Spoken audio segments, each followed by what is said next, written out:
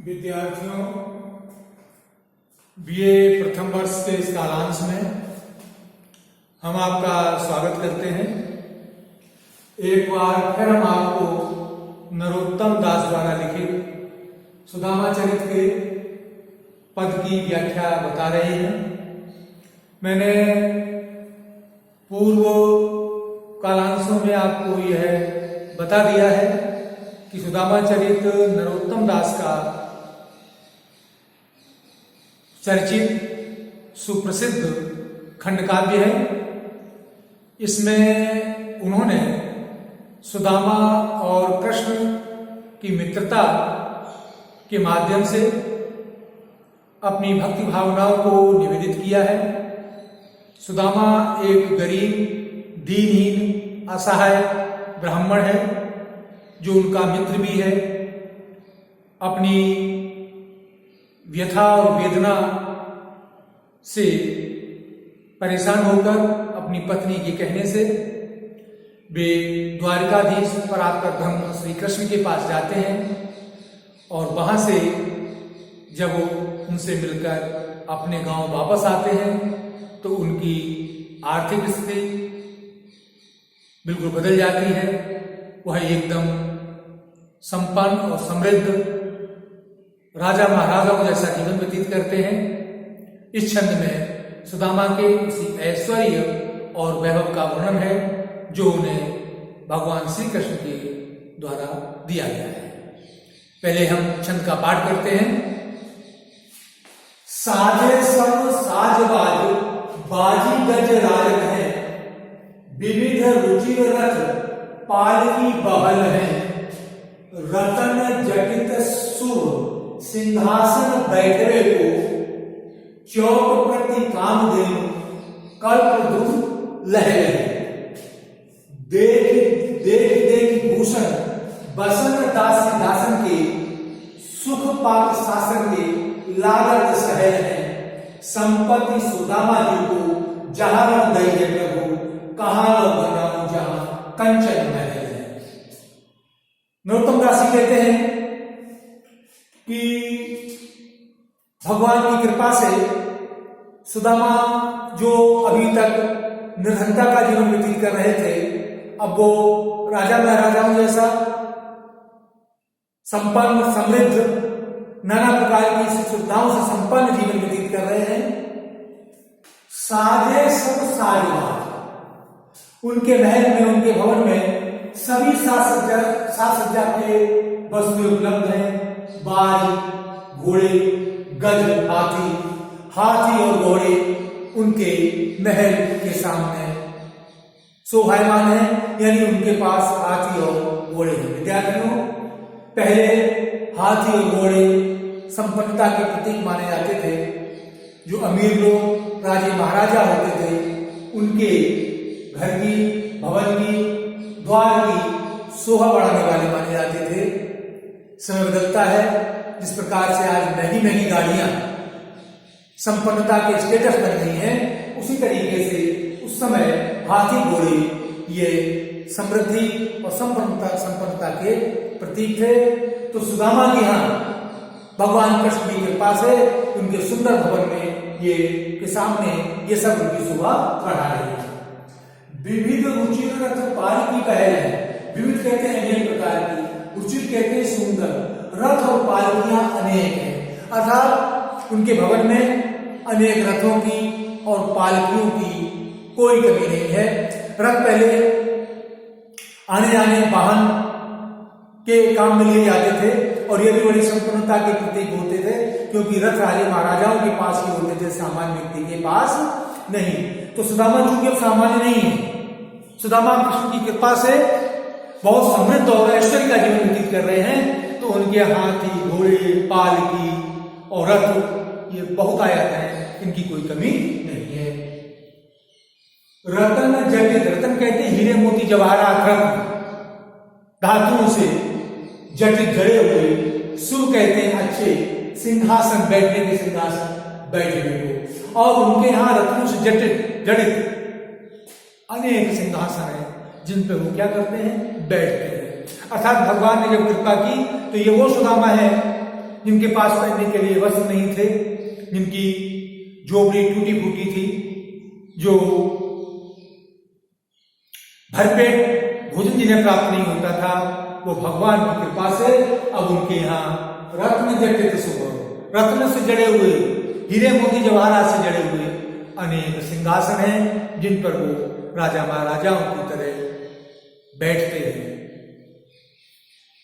चौक प्रति काम धनु कल्प धूम रहे हैं, और सुदामा के गांव में प्रत्येक चौक पर काम धनु कल्प धूम शोभायमान हो रही है, अर्थात घर घर वहां कल्प ध्रुव है और काम धनु है। विद्यार्थियों, जैसा मैंने एक बार के कालांश में बताया था, क्योंकि कामधेनु और कल्प वृक्ष का उस समय वर्णन आया था। कामधेनु वो गाय मानी जाती है किसी सेवा करने से या जिससे याचना करने से मन की समस्त इच्छाएं पूरी हो जाती हैं। एक शब्द में कहना चाहें तो कामधेनु, जिसे सुधेनु भी कहते हैं, ये मन की समस्त इच्छाओं को पूरा करने वाली होती है।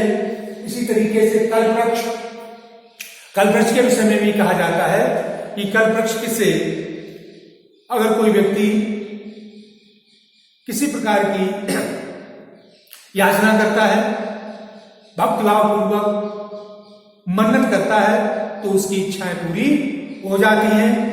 यह कामधेनु और कल्पवृक्ष दोनों ही मन की इच्छा पूरी करने वाले हमारे पौराणिक धर्मशास्त्रों में बताए गए हैं। तो कहने का से यह है कि सुदामा के यहाँ, उनके गांव में, उनके घर पर भी जगह जगह कल्पवृक्ष और कामधेनु है, अर्थात सभी लोगों की इच्छाएं पूरी होती हैं, सभी लोग धन ऐश्वर्य से संपन्न हैं, किसी प्रकार की कोई भी किसी के यहाँ अभाव नहीं है, सभी सुख सुविधा संपन्न जीवन व्यतीत कर रहे हैं। प्रत्येक चौक पर देख देख भूषण बसन दास दासन के, और सुदामा के यहाँ अनेक देख करके, भूषण कहते हैं आभूषण, बसन कहते हैं वस्त्र, और दास दासन। भगवान की कृपा से सुदामा के घर, सुदामा के भवन में अनेक प्रकार की दास दासी हैं। दास दासियों की कोई कमी नहीं है, उनकी सेवा करने वाले परिचारक और परिचारिकाएं बहुत हैं, और नाना प्रकार के सुसज्जित अच्छे से अच्छे उनके पास वस्त्र हैं, और अनेक प्रकार के कीमती हीरे जवाहरात से जड़े हुए आभूषण हैं। अर्थात भगवान की कृपा से सुदामा आज ऐश्वर्य सुख सुविधाओं से संपन्न जीवन व्यतीत कर रहे हैं। कहना ही चाहते हैं गौतम दास जी कि भगवान ने कृपा की और उनकी परिस्थितियां बदल गई। अर्थ कहना ही चाहते हैं कि जो भगवान की शरण में जाता है, जो सच्चे मन से ईश्वर का ध्यान करता है, ईश्वर उसकी यथासंभव सहायता करते हैं। जैसे सुदामा को दरिद्रता के से निकालकर भगवान ने उनको संपन्न और राजा महाराजा जैसा जीवन प्रदान किया है। सुख पाप शासन की लागत सहे है कि सुदामा के सुख देख करके सुदामा के यहाँ अनेक प्रकार के विविध रथ, पालकियां, घोड़े, हाथी, आभूषण, वस्त्र और दास दासियों को देख करके पाप शासन इंद्र के सुख भी सहज है, साधारण से लगते हैं। अर्थात इंद्र जो देवताओं का राजा है, ये माना जाता है कि वह सुख सुविधा संपन्न, ऐश्वर्य और समृद्धि का जीवन व्यतीत करते हैं। तो सुदामा के ऐश्वर्य और वैभव के आगे इंद्र के भी वैभव बहुत साधारण लगते हैं। अर्थात इंद्र के यहाँ जितने भवन, जितनी परिचारिकाएं, परिचारक और वस्त्राभूषण है, उनसे भी अधिक सुदामा के पास है। तो सुदामा के सामने इंद्र के भी सुख सुविधाओं के साधन बिल्कुल साधारण लगते हैं। संपत्ति सुदामा जी को जहानों गई है प्रभु श्री कृष्ण ने कितनी अधिक सुदामा को संपत्ति दी है। कहां लोग बनाऊं, मैं कहां तक वृद्धि करूं, जहां तक जन्म है वहां तो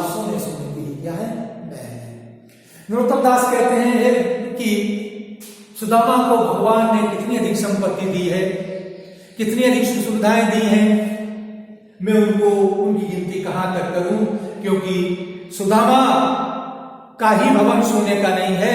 सुदामा जो नगर है, सुदामा का जो गांव है, वो सब भगवान की कृपा से समृद्ध हो गया है। वहां सभी के घर जो है स्वर्ण के बने हुए घर हैं।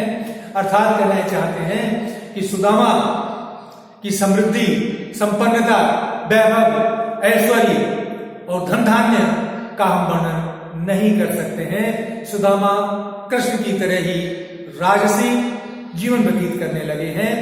विद्यार्थियों, कहने का आशय ये है, कहना ये चाहते हैं कि भगवान की कृपा से जो सुदामा निर्धनता का, गरीबी का जीवन व्यतीत करते थे, जब भगवान के से मिलने गए, अर्थात भगवान के चरणों में उन्होंने अपनी वेदनाएं निवेदित की, भगवान के चरणों में उन्होंने अपना मन लगाया, तो उनकी परिस्थितियां बदली, भगवान ने कृपा की और उनके यहाँ सुख सौंदर्य के साधनों की कमी नहीं रही।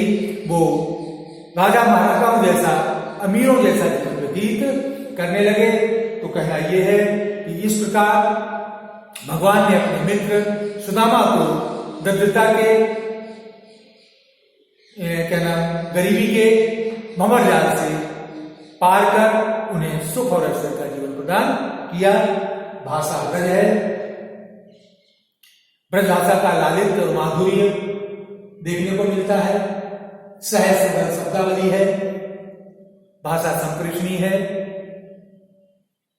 शब्दों का चयन भावानुकूल है, छंद में लय ताल का संगम है और इस माध्यम से नरोत्तम दास ने भगवान कृष्ण की जो परात्पर ब्रह्म है, उनकी दयालुता और करुणा का चित्रण किया है। ये बताया है कि भगवान दीनबंधु हैं, वो अनाथों की, असहायों की, गरीबों की सहायता करते हैं। विद्यार्थियों, आज यहीं तक, कल हम आपको पुनः नए छंद की व्याख्या बताएंगे। तब तक के लिए हम आपसे विदा लेते हैं।